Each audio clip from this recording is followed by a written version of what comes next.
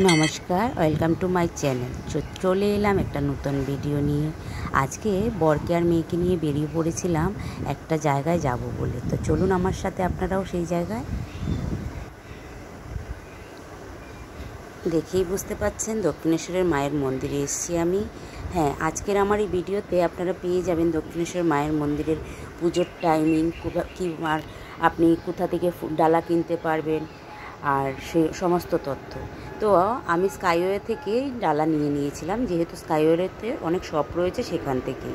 তারপর চলে গেলাম আমি কাউন্টারে জুতো, মোবাইল, ব্যাগ রেখে মায়ের পুজো দিতে, যেহেতু মন্দিরের ভেতরে সেগুলো এলাউ নয়। আর এগুলো রাখার জন্য আপনার 5 টাকা 10 টাকার কুপন কাটতে হবে। আপনি চাইলে যে দোকান থেকে আপনার পুজো সামগ্রী কিনবেন সেখান থেকেও সেখানেও সেইগুলো রাখতে পারেন। তারপর আমরা পুজো করে বেরিয়ে এলাম। বাইরে এসে দেখছি বৃষ্টি হচ্ছে, সেই জন্য আমরা বৃষ্টির জন্য বাইরে সেই অপোজিট সাইডে যে শপটা রয়েছে সবগুলোর মধ্যে একটু আশ্রয় নিলাম। অনেকেই ছিল, আমরাও আশ্রয় নিলাম। হ্যাঁ, আরেকটা কথা বলার রয়েছে এখানে, আপনার পুজো দিতে হলে সকাল 6টা থেকে আপনি দুপুর 1টার মধ্যে পুজো দিতে পারবেন। তাছাড়া আপনি বেলা 3টে থেকে সন্ধ্যা 7টার মধ্যে আপনি পুজো শেষ করতে পারবেন। তাছাড়া মন্দির চত্বরে আপনি পেয়ে যাবেন ভোগ প্রসাদও, সেটার জন্য আপনাকে 11টার ভেতর কুপন কাটতে হবে। আমিও ভোগ নিয়েছিলাম, যেহেতু মন্দিরের ভেতরে মোবাইল এলাও নেই, তাই সেই সময় আমি ভিডিও করতে পারিনি। তারপর দেখুন বৃষ্টির দিন ছিল, আমি যখন গেলাম মাকে পুজো এত সুন্দর লাগছিল মায়ের মন্দিরটা। তো দক্ষিণেশ্বর গিয়ে আপনি অবশ্যই যেতে চাইবেন গঙ্গাঘাটে, তার জন্য আপনাকে মন্দির চত্বরের সামনে দিয়েই রওনা হয়ে যেতে হবে। আর আপনি মন্দির চত্বর হয়ে হাঁটতে হাঁটতেই গঙ্গাঘাটে পৌঁছে যাবেন, যেভাবে আমরাও যাচ্ছিলাম।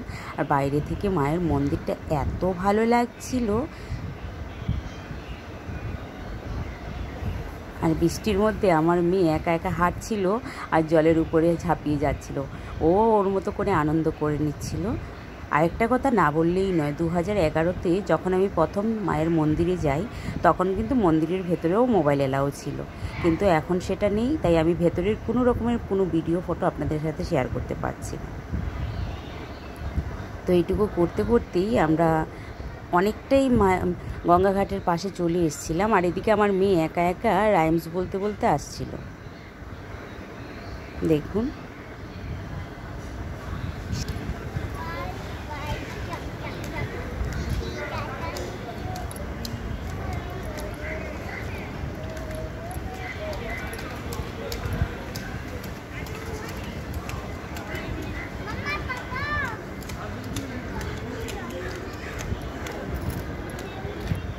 তো এই করতে করতে আমরা চলে এলাম গঙ্গাঘাটে।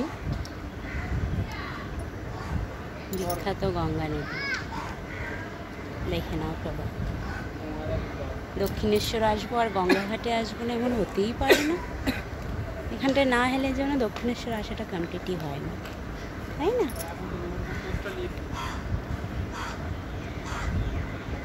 যেহেতু বৃষ্টিও ছিল আর জোয়ারও ছিল, সেই জন্য আমি আর আজ গঙ্গা চানটা আমার করা হয়নি, সেটা রয়ে গেল অন্য দিনের জন্য। খুব ইচ্ছে ছিল কিন্তু আমি সেটা করতে পারিনি। তো আশা করছি আপনাদের আমার ভিডিওগুলো ভালো লাগছে। ভালো লাগলে অবশ্যই চ্যানেলটাকে সাবস্ক্রাইব করে দেবেন আর একটা লাইক কমেন্টস করতে ভুলবেন না। ফিরে আসবো নতুন ভিডিও নিয়ে। সবাই ভালো থাকবেন, সুস্থ।